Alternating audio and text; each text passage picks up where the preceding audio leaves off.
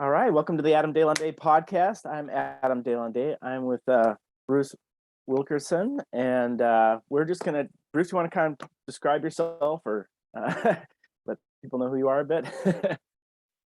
Yeah, well, okay. My name is Bruce Wilkinson. I'm an Olympia person, and I guess I've been a bit of a grassroots organizer over the years. I'm on the board of the Northwest Alliance for Alternative Media and Education.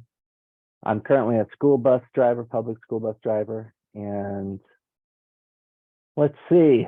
Yeah, I have got a blog at brucecampaign.org, but basic rabble rouser.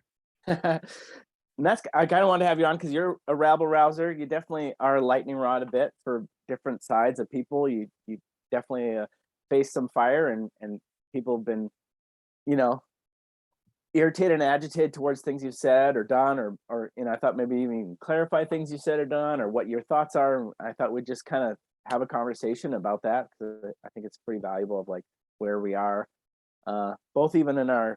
We live in Olympia, Washington, but this kind of conversation is national. It's kind of a national conversation, maybe even a global conversation, related to. I mean, we could go all over the place. I guess I'll just start. You posted an article to the other day I saw from Chris Hedges, the woke imperialism, and definitely listened to that myself. And I'm definitely curious about the conversation because it's something that is divisive, say on the left, or divisive amongst people. And I think on one side you have like yourself or different people like Chris basically saying there's a group of people that are talking about racism, sexism, LGBT communities, all that kind of stuff, and they're being used by the elite, and they are getting token representative places, but we're not challenging the overall structure. And then the other side, people say, well, you folks are passive white supremacy. You're standing with white supremacists, and you're not standing with us, and you're against us, and we should cancel you or fight you as well. Yeah. What's your thoughts on that? Oh gosh, yeah. No, that's very good point, and that's a good starting point too with the Chris Hedges article about the woke imperium and woke imperialism. I can't remember. Yeah, I posted it, but well, yeah, I think it's been something that's been a problem for a long time. And I've been part of organizing, especially in Northwest. I think it's kind of been really bad over the years. But I got my start kind of in organizing, kind of in Latin American solidarity and anti-war and environmentalism.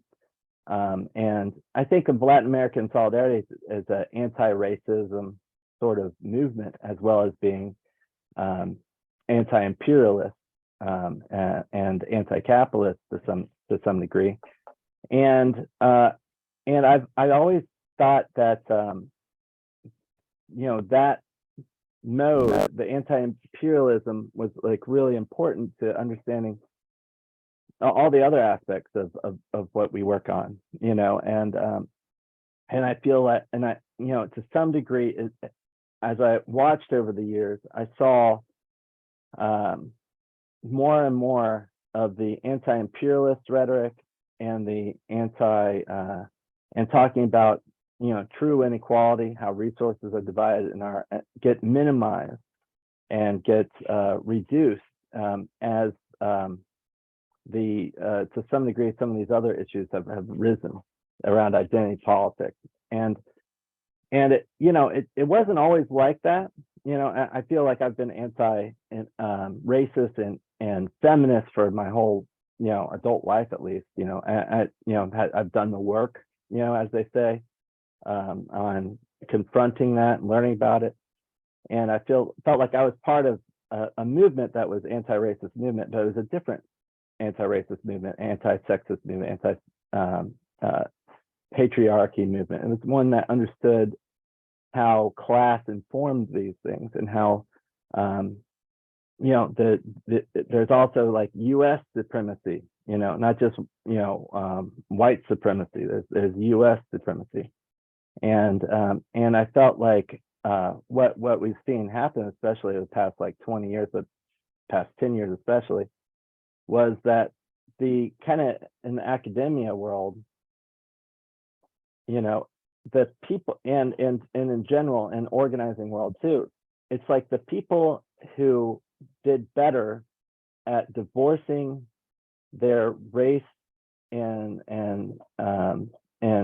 sexual politics from capitalism and imperialism, they did better overall. Like they were the ones that were seen as less controversial by so they got some of the jobs that opened up in the corporate world, so to speak. Like there's all these different cultural ambassador type roles within corporations that became available if you're anti-racist but you didn't worry about class and capitalism and imperialism.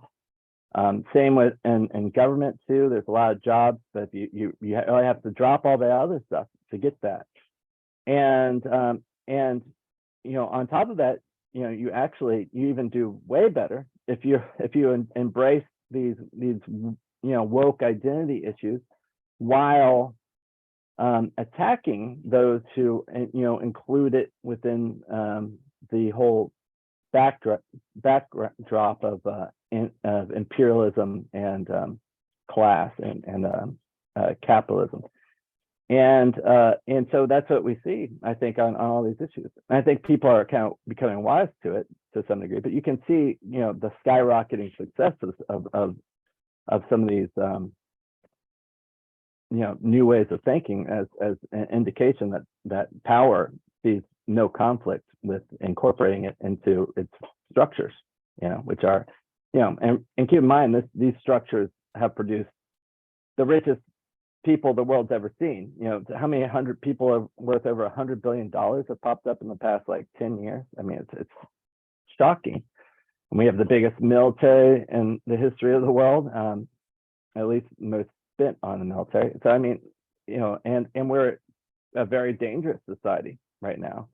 So I mean, I can't look at despite the growth of all this supposed identity politics and wokeness, which seems ubiquitous in America, it's things have only gotten worse, and the woke identity folks aren't talking about how things are worse, and I think that's starting to hurt their cause.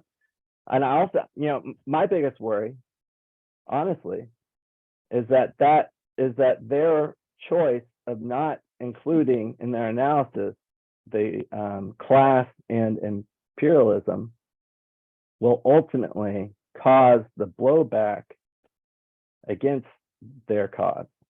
And I think that's actually part of, to some degree, that's part of why it's risen up, because I think that people in the elites understand that if you fan it as like some sectarianism, then you get people squabbling between each other rather than fighting the people up. To me, there's only up and down. There's not really a left and right. There's only up and down. And if you're looking left and right, then you're looking at the wrong direction. So sorry, I talked a lot of time. Yeah. But. No, please go. Yeah, I'm kind of seeing that as concern too, that because if in those certain groups, you could say you have an elite power structure, so to speak, the Democratic establishment, saying we're on your side, we're for trans rights, we're for African Americans, we're for women, and look at the positions of leadership. We elected African American woman to the Supreme Court. We do these things. Vice president. And Obama was the president. He was a Democrat, and so I think there's this inclination maybe in that group to say, well, these people are on our side, and then there's people who are in class politics who we could line up with, potentially white men, and they're saying stuff against it. All right. Yeah. Like And they're that's saying, hey, maybe they're against us, so they're against us. A link to, yeah, go ahead. no, yeah. I mean, I agree with what you're saying.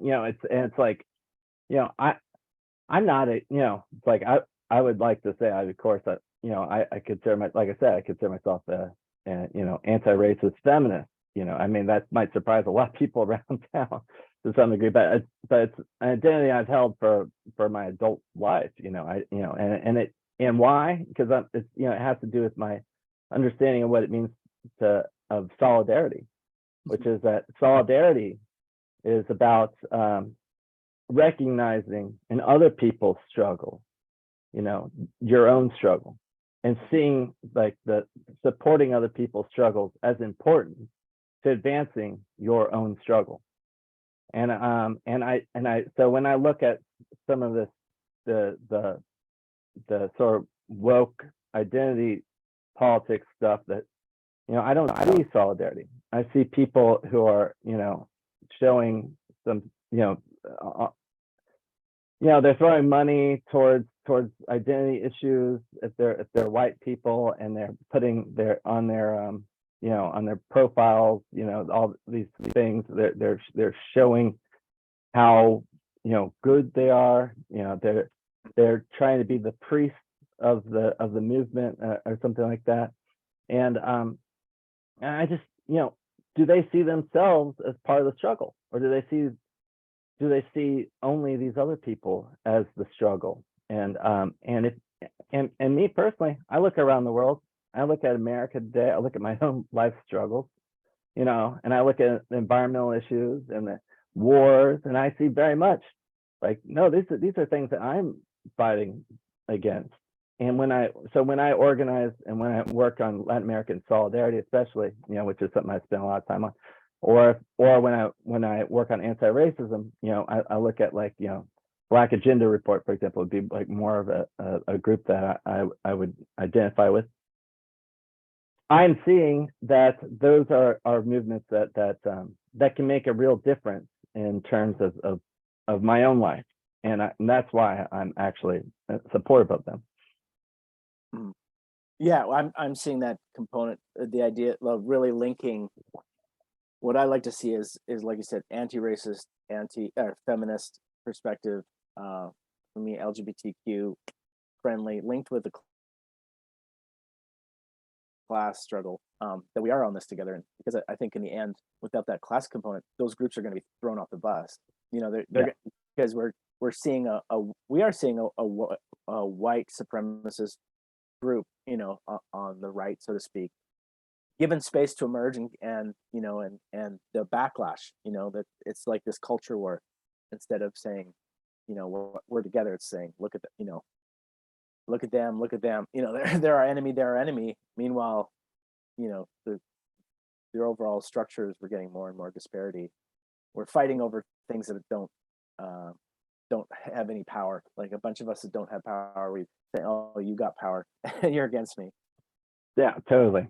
Yeah, I mean, like, you watch, especially, we're, being Olympia, from the Brett Weinstein struggle onward, it just felt like, the politics of the city, kind of, tried to confront racism, but,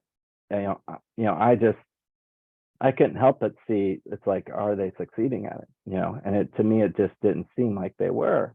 For example, when the two young men got shot by a police officer in Olympia, and people, that first day, I like to talk about this because that first day, I remember I went down to a meeting downtown, and there was what was it? There was 400 people at a meeting downtown.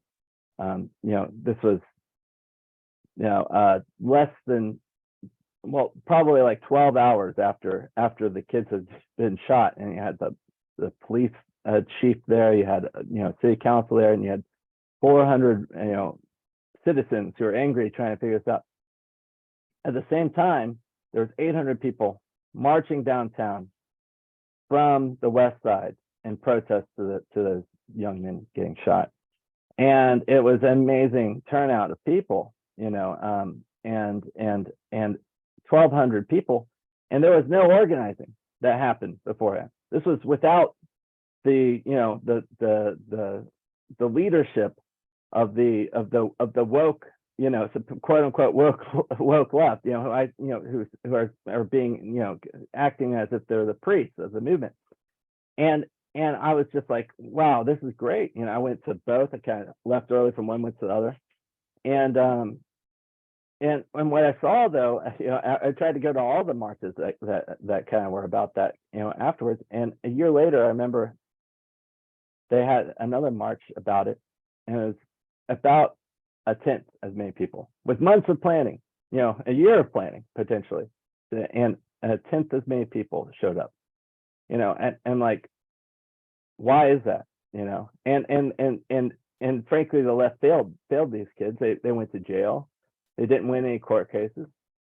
You know, I mean, the organizers probably made it worse for them. And also, you know, I think today, if that happened again, would we have 1,200 people, you know, impromptu come downtown and protest? I don't know if we would. And I think to some degree, you have to point to the bad organizing of this sort of kind of group of people. And, you know, and I hate to be like that, because I want it to be successful. But, you know, if you use bad tactics, and, well, you know, I mean, it's hard to, it hurts. yeah. Well, I think part of it too is when it happened, we identified with those kids, the two black teens you're talking about that were shot on the west side in the back, and and so yeah, I think it's hard to, there isn't, and because I don't know where I'm going with that thought, but I mean, I could see though in the first initial reaction, you have a huge reaction. It's hard to get people to come out in proactive ways than a reactive way. So naturally, there's less people that would show up the second time. But it's interesting to see how we frame those kind of conversations. You know, what are we after? What's the, you know, I think it's easy, especially, you know, a liberal white town like us, to other those, like, oh, that's an incident separate from our reality, separate from our experience. You know, it happened, and they got told the story that they're criminals, and that's probably what they were, and you know, that's how it is. And the narrative of the police gets repeated and gets put in the papers, and we go, okay, that's what it is, and the story. Same with a bunch of other situations. What's her name? The black lady that basically died, and she was on the west side. Oh, right. Sweeper. Solana Reed's aunt. Yeah, McDonald. She got, McDonald. Yeah, Yvonne yeah, McDonald. Yeah, Yvonne McDonald. That she was probably on drugs and died. That was the story. But the concurrent story is she actually got potentially hit by a sweeper or something. You know, it's just, and we kind of buy the narrative, and then it gets passed along, and we brush it under the rug. So I guess what I would love to see is a merger of a class consciousness with you know, an anti-racist, anti-sexist. I think what I see happens is you have a valid critique, and it gets twisted into, oh, you're racist, you're sexist, you're this and that. Other than, you know, instead of looking at your critique, that's what I'm noticing. You know, going out to the Bree Newsom situation, you had a critique of you were trying to critique, hey, this is how Southern fag is racist, and people were like, no, it's racist. Okay, understandable. And maybe you don't see it as racist. I don't know what you think about that now, or what you thought about that. Maybe you want to clarify. I don't know. But they took your critique as a racist. You know, your passive white supremacist. Blah, blah, blah. Oh yeah. Well, you know, I mean, I think that's just, they've taken everything. I mean, and they make up stuff too. I mean, like that's the whole thing. I like kind of challenge people to like, you know, you say a critique, no one ever reads the critique. Instead, people just heard somebody said about the critique that indicates that, you know, he's racist, or he's this, or he's that. And then they just, and that's all people know, and like they don't ever look at it. All my stuff is public. People can go on. They can see everything I ever posted about all these topics. You go on my Facebook. I usually just write on Facebook. You go on my website too. You can search, and you can find everything I've said about all the topics. And if you think I'm racist or then you can just find it all on there. Like for example, about it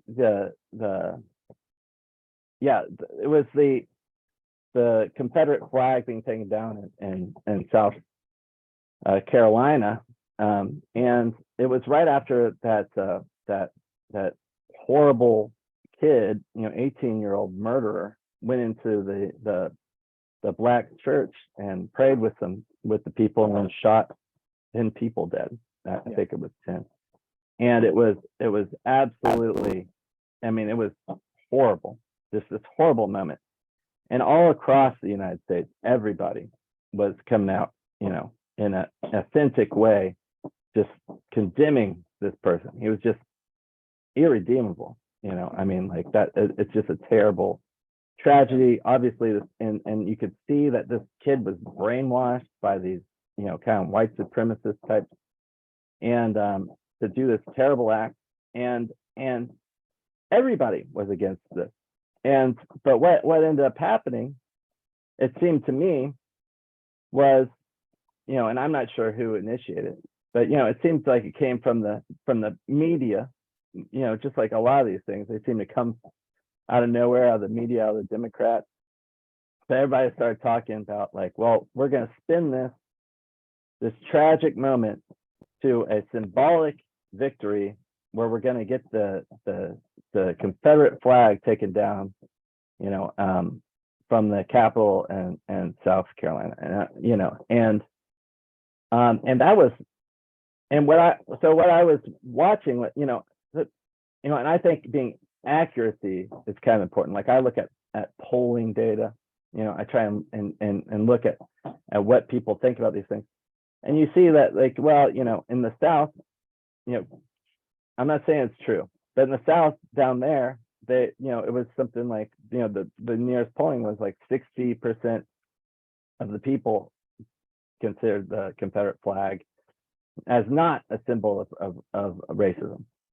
They saw it as a other thing, but the Confederate flag, hasn't historically been connected to, well, of course it's historically connected to the Confederacy, but in recent years, in the early 2000s, there was a lot of rappers and hip hop artists, black rappers, mainstream, who were incorporating the Confederate flag into their hip hop videos.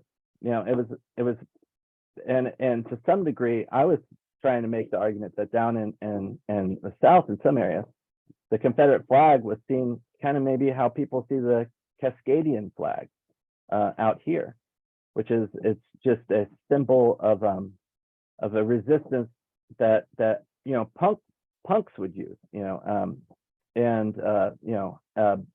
like I said, people in the black community would use, punks would use, you'd see it pop up in those circles, and it was just in general anti, all the problems, resistance, the independent sort of movement, and what ended up seemingly to happen was that we took an issue where 90% of people were all of a sudden for something substantial, and then within days they turned it into an issue where, like, we're having a 50-50 debate, and it's rehabilitating these kind of right groups, because all of a sudden the right groups were like, well, we've got to protect these statues, and we have to protect the flag or something, and they're being rehabilitated by the mainstream media, and I think that people kind of miss that this is something that happens,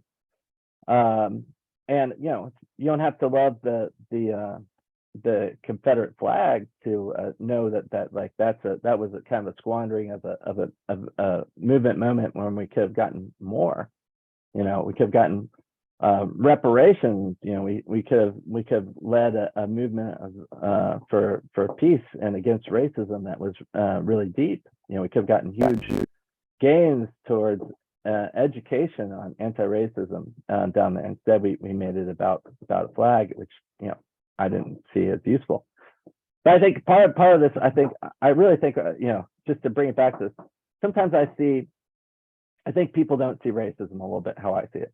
And this was taught to me by anti-racist workshop, you know, 15 years ago, put on by Black people, Black organizers, you know, and they were, you know, or maybe longer, but basically, you know, that it was like this idea that what is racism, and their basic position was that, well, you know, systemic racism, especially, which kind of came out in the 1600s in Virginia, which is, you know, the state where I grew up, kind of came from this problem that the owning class was having, where the indentured white servants and the Black slaves were rebelling together against their oppressors, the owners of kind of both, right?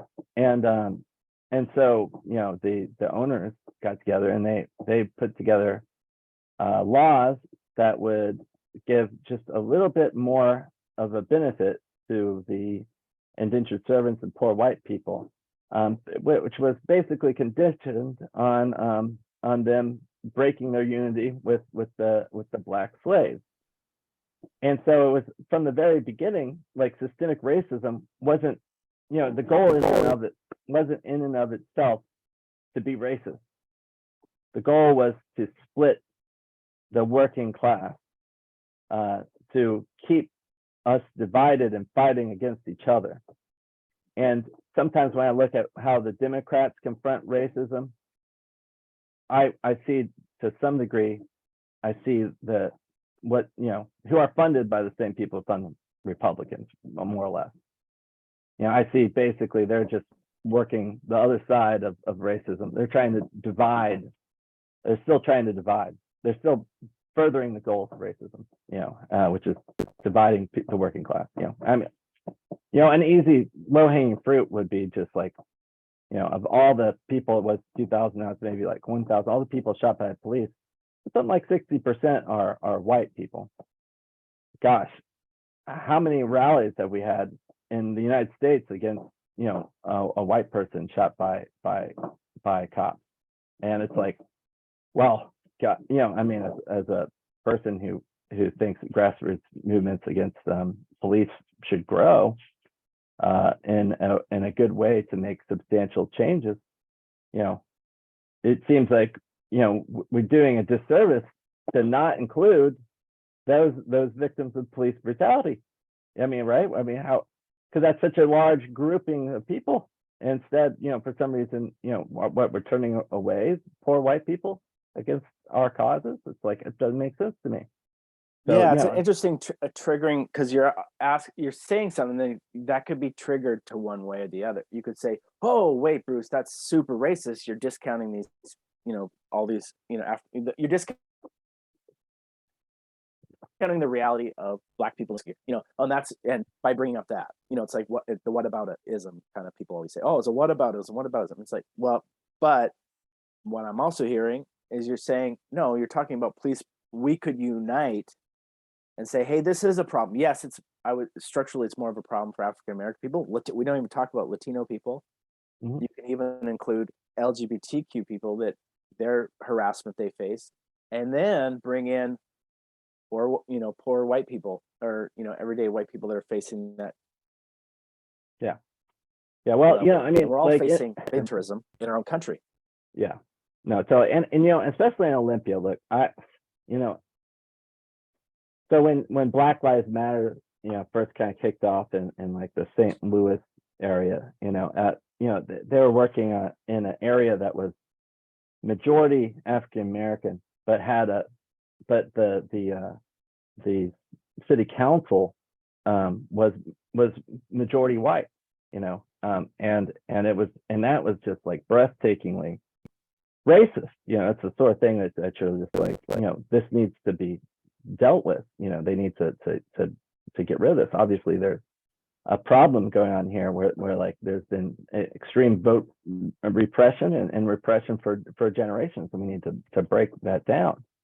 And Ferguson, and but then I mean, as far like kind of like the people import these national movements into Olympia, and it's like, okay, well, Olympia has a 2% Black population, and if I mean, I'd have to bring this up, just to say like, and if you look at the statistics of the 2% Black population,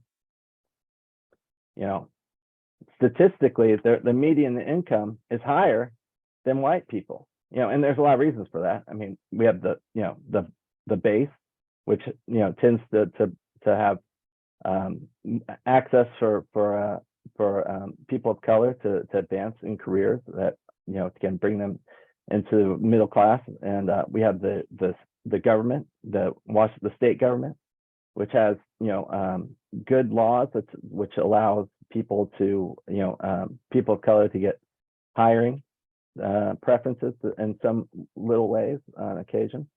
And so when the Black people came to this town, came for these sort of jobs, and they did fairly well. So the poorest people in this town tended to be white people. You go downtown, you see the homeless communities, you walk into those homeless communities, it's vast majority are white, and so it's like, okay, well, we still need to talk about racism, but it's different than Ferguson and Olympia. Another thing that I've seen that happen was, I mean, I work on Latin American Solidarity. I would go down there. I organized protests at the ICE detention center in Tacoma. I brought like, at least 5 different times. I brought busloads of people from Olympia to those protests. And that's actually that's the largest, next to on par with the Asian population. But I think like the Latino population in Thurston County is much higher than the Black population, 5 times as high. And they are actually, have more serious struggles here. And it's like, and we were working on that, but when the national BLM movement kind of came up, and we took that on here, and it almost made the struggles of the Latinos in our area, disappear. And that's been a concern, I think. And I'm like, well, hey guys, I know it's not as like I don't know, you don't get as many points, amongst your friends to talk about the racism against Latinos and Olympia anymore. But I mean, objectively, it's like, that's where the resources really need to go to. It's still an anti-racism issue too, but in Olympia, that's should be kind of more the focus, and I feel like, this, I don't know. So I mean, people might hear that all sorts of ways, but I'm like, I'm using numbers, I'm using logic, I mean, reason, trying to be accurate and trying to evaluate things. And it's like, I mean, I don't think that well, what I hear you saying is like, an analogy. What I hear you saying is, it's like there's a big table full of a feast, and the 1% or 0.001% of the population is feasting at it, and you have all these different little groups, the master's feet begging for crumbs, and he's giving each of us crumbs, and a certain group rises up and he's like, oh, I'll give you 5 crumbs. Yeah. And the other group goes, hey, he got 5 crumbs, that's not fair, I want more crumbs. And what you're saying is, hey, do you see we're all begging here, and like, why are we, we're asking the master for this and he's telling us this and that. It's like the mainstream media is defining the conversation, like you just said, from the mass shooting that could have been, people risen out, they redirected to the flag, and it becomes a conversation about the flag, Mm-hmm. or locally, police brutality happens, and it gets redirected to a commission on the a little let's get along commission in the city council, and now it's about like, oh, let's get along, let's celebrate diversity. Well, it's not we all, celebrate diversity, or maybe we don't all, but for the most part, most people do. But this it's systemic situation that we're facing. It's a systemic issue, which Yeah, I mean, yeah, exactly. And I mean, it's not to take away from national. And if I was in Ferguson, okay, if I lived in Ferguson, I'd be right there with the Black community and advocating hardcore for their for them having representation and for a overhaul of the police force down there, and as city council, probably the whole government. I'm sure it's got problems all the way through their education system, everything, the election systems, all that, and I'd be 100% in support of the Black folks down there in that struggle. I mean, and I am from here, but I'd be down there, I'd be organizing with them. Just like out here, I consider myself having organized with the Latinos of this area more so, and other people, so that's how I would see it. I mean, people can. So yeah, I'm not sure how people see this stuff, but we have a kind of a microcosm here too. We have kind of a microcosm of that, the whole picture here. It's like we have Marilyn Strickland fits the box. She's a Korean woman, and she's our representative to the House of Representatives. So check the box, we got it. But then when she goes there, she's voting to denounce socialism. She's for the war in Ukraine. She's for escalating with Korea. But none of that, we go, oh, that's, we don't, she's not confronted really at all. Because on the surface, the tokenism fits. This thin veneer of, oh, we're good. Yeah. I mean, it's totally fine. But the issues are not. Yeah. That, when it comes to Marilyn Strickland, I mean, around, this past year, I've been focusing a lot on geopolitics and Ukraine, and just trying to study, trying to understand it, and that's why, the Chris Hedges article really stands out, because a lot of my old allies, I think, in geopolitical struggles, anti-war sort of struggles, that to me, they dried out around this area, because I feel like to some degree the government, the mainstream media, the think tanks have figured it out how to co-opt the protest movement around these sort of issues, unfortunately, and it seems like they're using kind of like the identity politics or crowd to do that. But I sent a message to Marilyn Strickland's campaign. I even called Dante Payne, who's like a city council member for Olympia. He's also on the staff of Marilyn Strickland locally. And so, to reach out to him about the Ukraine situation, try to get him to talk to Marilyn about not voting in support of the billions for war. And he regurgitated back to me, the standard Democrat line. Didn't hear what I was saying, and you could just kind of tell he hasn't, neither one of them have looked into it. Honestly, I mean, like nobody has. It's against their, they don't benefit from looking into it. They benefit from towing the line. So, and I think if they did look into it, they might be horrified. But I wish they would, because I mean, we're going to World War III, where, I mean, to some degree, we're in the beginning stages already, and next stop China, right? And so it's absolutely horrifying to me, and our the people in control are seem kind of useless. I am heartened. There's a Rage Against the War Machine protest on February 19th in DC, and there's also going to be one in Tacoma. I figured out a little really? fur one. Yeah, right now I think there's 5 people signed up to go there, but I'm hoping that maybe that can get a little bit of a bigger turnout. but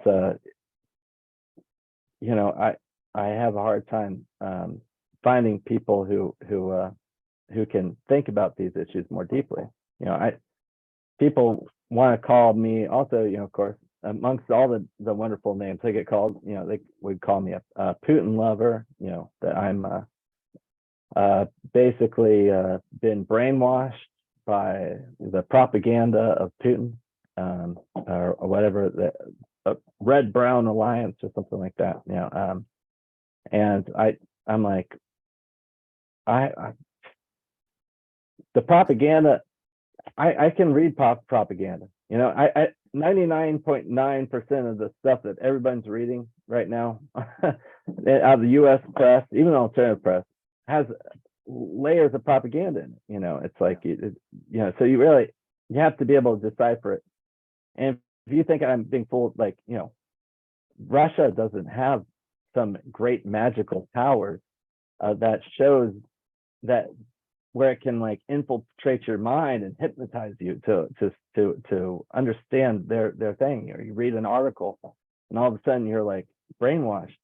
And I think like we've been sold that idea, that ludicrous concept, to the point where like you're not allowed to read the statements put out by the Russian government that, you know, that accounts like the remarks of their, you know, Security Council about this or that issue. You know, it's like, well, you know, where can you get how can you research? You just got to trust the Western media. And it's like, that's crazy talk. I'm not going to do that. Yeah, you got to read both sides. I mean, it seems nuts to say that you don't read both sides, but people are trying to tell us, you know, you can't even look at the other side because you might get brainwashed, you know. And like, yeah. I know what brainwashing is. It's repeating a lie 1,000 times, yeah. You know, and that's what the Western media does. You know, you just repeat it 1,000 times. It's brainwashing. It's the fact that we see 4,000 pieces of advertisement a day, just repeating the same things over and over again, that we all know the names and can identify the symbols of different of like hundreds of corporations. You know, that's the brainwashing. You know, but you know, so it's like this. I don't know, but we really have to fight this idea that like you know, and plus it's racist. That's another thing which I find interesting. You know, it's like you know, people's positions on Russia is based in a racist position on Russians. You know, that's been taught. Systemic racism in the United States has been handed out for 100 years towards Russia. You know, so people just believe, they're more likely to believe, you know, just whatever horrible thing that people say about Russia and this conflict, because they understand Russia and Russians through a racist preconception. Yeah, well, each group gets to say, we identify these are the good people and those are the bad people, and don't talk to the bad people. Listen to the good people in charge, and they'll tell you what the bad people are saying, and that's all you need to know, and that's all it is. Yeah, the straw man. All they do is they put it. They build the straw man that they attack. You know, like you know, I feel like in town that's what's happened to me. It's like people will talk about me behind my back, you know. And they put a straw man up. They're like, this is Bruce. This is his positions in a conversation. And then it's like, well, do you have quotes to back that up? You know, yeah. I mean, I'm, you know, back it up. Back up all those positions you have about me. Find it out there, or you want to confront me. Let's have a debate about, like, you know, my different positions on different things. You know, and I'm willing to talk about it. Can we have a conversation? Can we? Yeah. Yeah, I'll go on the record. You know, let's go on. I'll say it. I try to be consistent. You know, I try to choose my words carefully, and you know, try and say things that, you know, that in private, you know, as if it were to be said in public. You know, I don't. That's how I kind of go about things. I try not to attack people personally too, you know, but you know, people want to debate you. and I, of course, especially, with my truck was burnt downtown, and I had my tires slashed here like a couple months ago. I wrote a little article, a long article on my blog about that stuff, and that relates to some of these positions, or talking about the trans issue a little bit on Facebook, and that has also been a situation where people have come hard on me, and it's like I stand by kind of my position, and I don't think I'm it's like, if people want to call me whatever they want to call me for it, then I guess that's fine. But it's like, I mean, I just on the I haven't actually written out any articles about on this, on what it came down to. I posted online I thought something along the lines of like about a year ago, when that I thought that the comedy on Netflix, the comedy show, Dave Chappelle's comedy show was funny, which 100, the majority of people in the United States also agreed with. It's like the most popular comedian in the United States today, and I was like, his show was funny, and that turned into like 150 comment thread, just about trans, issues, and I was like, well, I'm just, it's pretty, my position was fairly mainstream on it, to some degree, but that turned into a whole big thing. I guess the more controversial position I took slightly was bringing up the Leah Thomas, the swimmer, the college swimmer, that caused another long thread, and on my Facebook or whatever. But again, that's kind of, these are issues that people are talking about. It's a mainstream issue. It's being brought up in the mainstream on media and stuff, and it's like, these are policy debates. You can, to some degree, to have. It's not about dehumanization of people. It's about, on the other side, like taking Dave Chappelle. Yeah, well, I mean, like taking Dave Chappelle or taking the swimmer case. I mean, those are positions that are elevated by the powers that be, the media system. So they're elevated for us to debate over. Whereas, and I think people dealing within that from the ground level are the people suffering and having difficulty, and they're seeking their own power. But literally, the system itself, as it seems to elevate, is actually elevating to crucify. It's like, how big of issue is a swimmer issue? Not really. It's one woman's dealing, trans woman dealing to be a swimmer, and it's now elevated to look at this. But the reality is, trans youth have a higher rate of suicide. They're disempowered, and they're cut out of the system, and we're emerging into a place where, in the culture wars, there's a level of it where it's allowed to rise and people are allowed to win, because it doesn't threaten the basic power structures, but it is threatening, and it is having us face our own sexuality, our own gender, our own situation. So I guess the point, what I would say is there room there for alliance, or is there room for, instead, like, do you feel like you're confronting it and then feeding that, or do you feel like what's your thoughts on that? Well, it's a tough issue. Couldn't we be allying with these people, or as opposed to confronting them? What's that? Yeah, no, I think so. I mean, well, yeah, I mean, it's this stuff goes back forever, decades and decades, to kind of these conversations, and it's tough to bring it up. It's like now, it's like, I usually don't like to get into these hot button issues too much, surprisingly, despite how people think, how controversial supposedly I could be.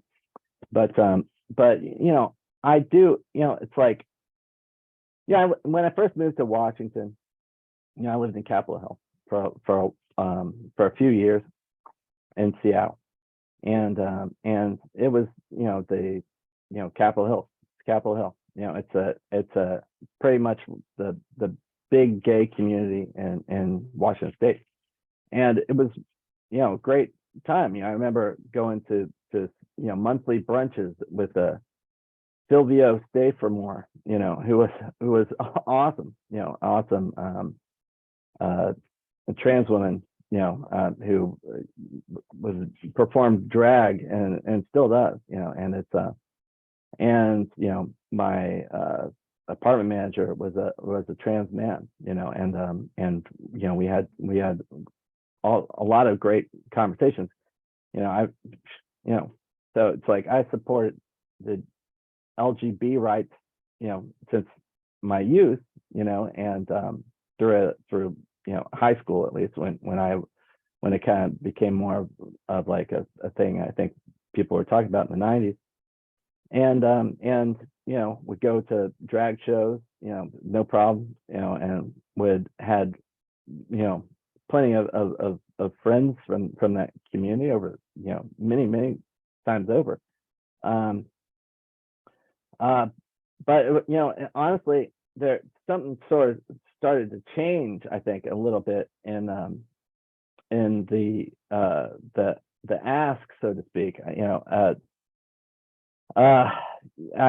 you started noticing it in the 2007, where in the kind of like the anarchist community, where it's like they're kind of radically redefining what sex meant and what gender meant, and we were encouraged to start giving our pronouns at meetings. I remember the first time that happened for me was probably like 2010, and at a community meeting, radical community meeting, people talking about, hey, what's your pronoun? It's like, and at the time people were scratching their heads. They're like, remind me again what pronoun it is. Like, I know there's nouns, there's verbs. What's a pronoun again? It's like, oh, yeah, he, him, yeah. But it felt a little bit like, even then, it felt like people were pressuring you, but people would go along with it. But to some degree, out of that, what I think people didn't realize, I think, that they're going along with is they're going along with a pretty big attempt at redefining what sex and gender actually mean.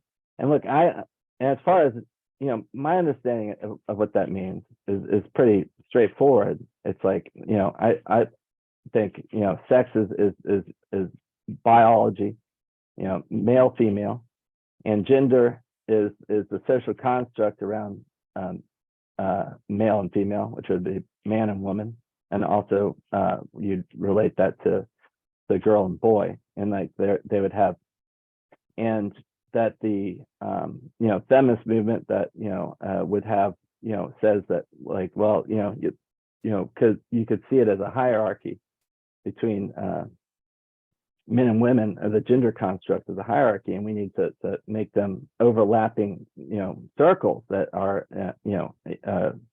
more or less, a man and a woman can do anything the other can do overwhelmingly, except for where it comes biological differences like in birth.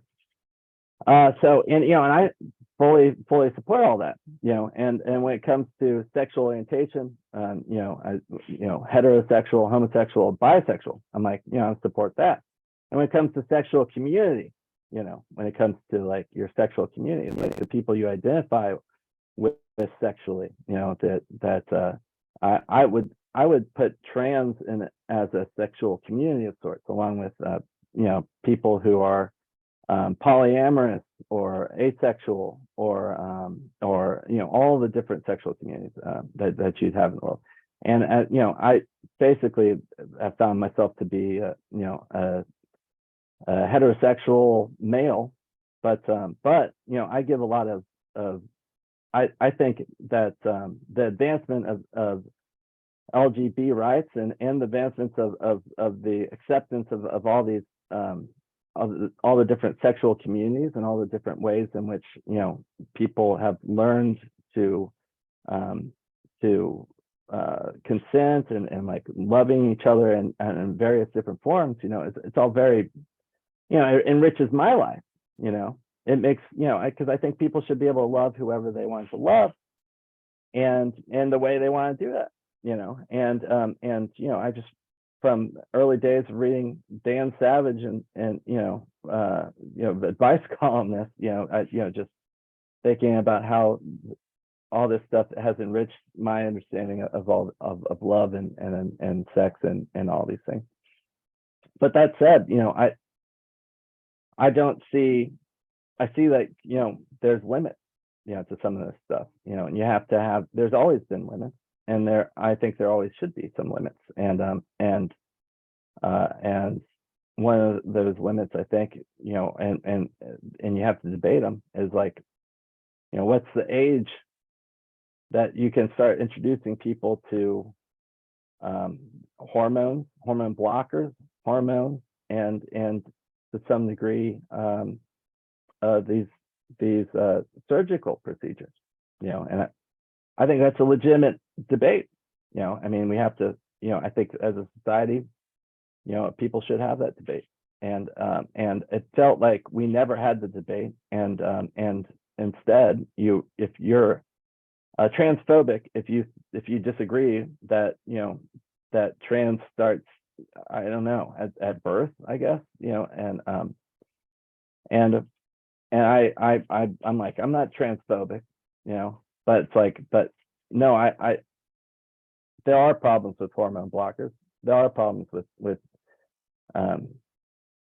taking hormones at a young age. I think that someone has to be have their brain and their body fully developed before they can make these decisions.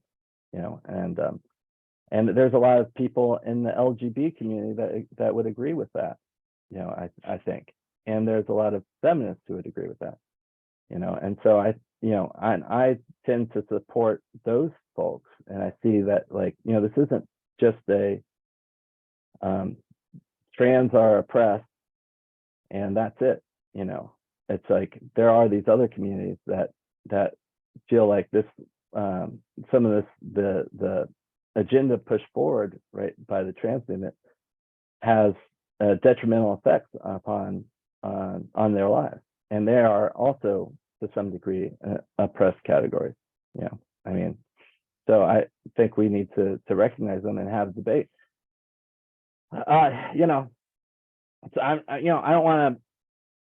I think you can have a respectful debate. I try to, but I'm, I don't think that people should be silenced from having that debate. So I mean, it is what it is, but that's kind of been my position, and it's gotten me in a lot of scorn, of course, and maybe that's fine, but I guess I certainly don't have any hate. I don't have any fear, don't have any hate towards the trans community at all, and especially not, I've always supported LGBT completely, so it's like, I don't, it just seems to me like we should be able to have some respectful disagreement. Yeah, but I think that is kind of, well, that, again, because our common spaces are mediated by an elite power, a power structure that changes the debate, silences the debate. So something like you're talking about, where you can have a healthy space to discuss, hey, this concerns me, this is my fear, this is my worry, and then the other, someone who's promoting that says, well, this is what we're seeing, this is what we're doing, this is why we think surgery, this is why we think, okay, well, this is what I think, let's have a discussion about it culturally. What is the science? Do we know any science behind this? What do we know about this? That would be a healthy discussion, but often it's siloed into these paths that say, no, this is how the discussion is going to happen. We're just going to have it around this trans swimmer and this issue, and then we're going to have it on this. Oh, they're saying, about, um, drag people, drag queens doing reading hour Story at the hour. library. Yeah, and it just gets siloed as opposed to a real healthy discussion, which Yeah. we have. So, and that goes with all these issues about again, back to that, we're all at the bottom of the table eating crumbs. The person at the table's telling us how the discussion should happen almost, and that's where Oh, we're losing out.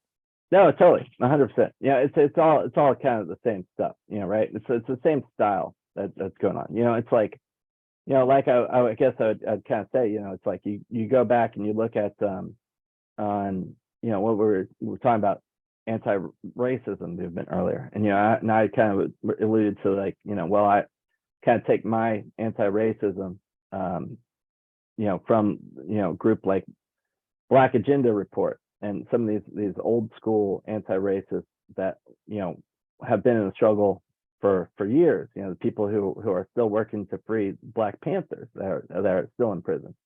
And when BLM started, I jumped in and went to the rallies and marches and all that sort of thing. I was hoping that, like, okay, this is going to be when like, Black Agenda Report, at the website and all these different, these important, in my opinion, Black revolutionary, would be elevated to, and they would to make a difference. And what instead I saw was like, nope, they actually stayed at the same spot they were. They didn't get any real boost, and then these kind of new people were rose up all the way to the top, the highest level, and all of a sudden they were the super experts. A lot of them were very young, yeah. and I was like, well, this is a sign that there's a problem in this movement, to some degree. And it's not to discredit the entirety of the movement, right, at all, but it is a sign. It's like, why weren't these other people elevated, who clearly have spent their whole lives in the struggle, and it was intentional, right? And I think, to me, it's, you could see it in the same way to some degree, and also one other aspect of that was that you might see the new people that are elevated ahead, basically attacking the old people who and like I said, if to some degree, if you would gain by attacking people further to the left, it seems like, yeah. And so I could kind of see that in the LGBTQIA plus, world, where, it's like, where, like the first battle of the new wave of trans activism, was like basically trans activist organizers, kind of the anarchist sort of grouping, splitting up, the radical environmental movement. I mean, we saw these environmental groups, and it's like, what, they're not even, feminists, they're not even working on these issues, but they tend to be supportive. They were getting divided on the trans issues to the point now where these groups have all but disappeared, and a lot of it had to do because of this issue. And I watched it. I watched them unwind these groups and break them apart. I was like, what is going on here? How is this possible? I mean, like TERF, trans exclusionary radical feminists. It's like they're the number one most hated people of trans and trans allies. It's like being called a TERF, man. You might, it's like being called Hitler in Olympia. It seems like. And I'm like, who are these TERF people? Well, and they're what? They're lesbians. They're oppressed radical lesbians, feminists who've been, who basically have been fighting for, the rights of LGBT people and women forever. And they go out and they march on all the good causes. I was like, wow, how could these possibly be your number one enemy? These people, you know, they're inspiring people to some degree. You know, these old school feminists. You know, they were the ones who marched against the wars too. And they're the ones who started co-ops and all sorts of stuff. And you're like identifying them as the number one enemy. And I was like, that doesn't seem very, you know, there's something wrong about that. You know, and people are like, oh, it's fine. Yeah, it's like, no, it's wrong. You know, because my whole, you know, let me just say, I would think that the number one purveyor of violence against trans people would be basically white men. Yeah, I mean, right? I mean, just like the number one purveyor of violence against lesbians is probably white men too. You know, it's like and women. You know, and so it's like I just don't. You know, why aren't we working together? Well, it's like, well, you know, okay. Yeah. And people could argue both ways. You know, it's like, well, why are these feminists, you know, targeting trans folks? And I'm like, well, you know, actually, I see actually some of that, you know, but I don't see as much as people think. I mean, you know, I think like I think we're getting divided and against each other. And you know, going back to the anti-war movement, you know, we have that rally coming up. And I mean, the biggest enemy, I think, of the power structures of B is a progressive movement. You know, truly, you know, in this country, be far left. I mean, that's the number one enemy. That's the number one thing to squash. You know, is any lefty grouping thinking people to where the point. I mean, that the whole left, any kind of left movement is squashed in this country. To where, you know, if you rally for an anti-war rally, well, the only voices that potentially will stand up with you are right wing, you know, like a Ron Paul, or, you know, or even, I don't even know if Scott Ritter would consider him right wing, but, you know, and so but with finding a line, say, well, we'll take everyone and anyone who's against the war. If, you know, let's let our other issues rest. At this issue, we'll stand together. And there's you know, many people find a problem with that. You know, like what would be the issues that people that we call TERF and people that would be the LGBT community, what are the issues that they unite them, you know? And is there a reason we're divided when, if we were united, we'd be against, you know, similar things? Yeah, well, you know, tanky, right? That's the other equivalent to TERF, is tanky. You know, it's like, yeah, I'd like to say that any grouping of people who are using terms like TERF and tanky and all these sort of things, you know, what's the opposite of that? Do you see? I mean, like, you know what I'm saying? Like, are people from the other side coming up with these creative insults, you know, that they're trying to play out? You know, I don't see it. You know, you know, it's like the people that I, you know, tend to look at the same on Ukraine about, for example. You know, I don't see them saying, don't look at the other side, you know, articles. You know, they would never say that. They're never like, keep that information out of your view. They would never say that. They were like, no, read it. We're willing to go and argue about it, because, you know, I think the other side, you know, and they're not doing the name calling either. I'm like, you know, I'm pretty suspicious of anybody who sides, who's like political persuasion, has name calling, you know, attacking people, personal attacks, uses personal attacks to silence, cancellation of silence, and isn't willing to debate and wants to censor. You know, so it's like, you know, if that's your political perspective, I don't even, you know, is that left? I couldn't think of that as being left. You know, I mean, I feel like I think all groups do that. Say, I mean, I'd have to I don't think all groups do that. All groups say those are the bad people, and they name them and give them negative names, and then say we're the good people, they're the bad people, and this is what they're doing wrong. And I don't know if that's true. I mean, yeah, maybe, but it's like, well, I mean, like, to some degree. Yeah.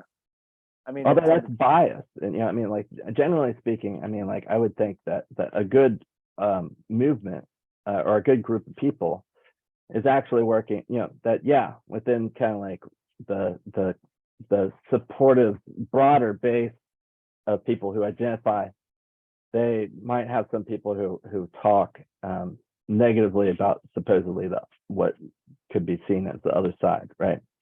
But the main organizers don't. I mean, I feel like, shouldn't they be working against having bias and hate within their group? Shouldn't they be? Isn't that part of progressive? Or I don't even like using that word, but having good values is like trying to prevent people from using personal attacks and insults, and to prevent this. I mean, sure, I expect to have some people who are ignorant on, who aren't leading, a movement to like, speak in such ways, but it's like, but I see, it feels like but it should be frowned upon. And I feel like in this other crowd, it's not only, it's given a high five. Personal attacks are given a high five. I think that's an unusual way of doing things. That I think is a bad culture. I don't think that's a culture that people should celebrate. And so, but I guess I could be wrong. Maybe that's all cultures, but I don't see it as all cultures. I see plenty of cultures who say, oh no, we don't attack people personally. We don't use these as personal attacks. And if you're using these personal attacks, then we're going to say that you're really not going to be the person who's speaking for us. I don't know. Yeah. Well, and I mean, I'd say a good leader would be what you said, and I'd say bad leaders like that is, there are demagogues and stuff like that use that language and to try to, take the victimhood of a group, take the victimhood of a group and elevate it. Exactly. You want to kick those people out, instead of like patting them on the back and saying, "Hey, good job." Even if, if somebody who is on my, who I tend to have an agreement with, if they come out and say some horrible things about the character of a person, and it's like, based not on facts, by the way, this is the important part, and they're using derogatory language, I'm going to stand up and I'm going to say, "Hey, look, that's not how we talk." Yeah. Well, I agree with you. It's definitely it's a space I wish there's more conversation, wish there's more dialogue, because I think that's what we need as people, everyday people of any stripe, any grouping. We're the overall global system is pretty threatening and squashes most of our rights, and is continuing to. And and as long as we're supported by it or find some kind of power within it, we're it's all about supporting that structure, as opposed to redefining and finding a new structure where I think more of us win, more of us have, peace and a life we want. And, most people want to live in peace, I think, and just take care of their family, take care of their community. But we live in a pretty messed up world where there's forces that be that don't want that. So anyway. It definitely feels that way.